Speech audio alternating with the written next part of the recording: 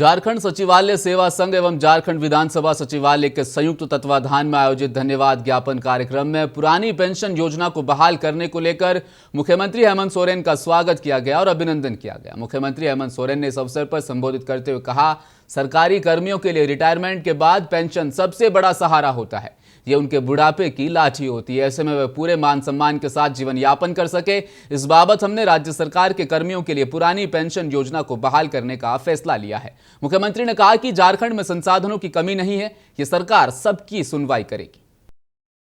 और इस राज्य के हर वर्ग के लिए, आप लोग कर्मचारी हैं, किसानों के लिए, मजदूरों के लिए, नौजवानों के लिए, आने वाली पीढ़ी के लिए, सभी वर्गों के प्रति हमारी नजरें हैं। कभी आप लोगों ने सोचा यहाँ का आदिवासी, दलित, पिछड़ा लड़का सरकार के स्कॉलरशिप पर विदेश पढ़ने जाएगा? कौन इनको हायर एजुकेशन के लिए विदेश और करोड़ों रुपए खर्च करेगा? और किसके पास, झारखंडियों के पास क्षमता है कि हम अपना बेटा को इतना पैसा देकर के बाहर पढ़ा पाए?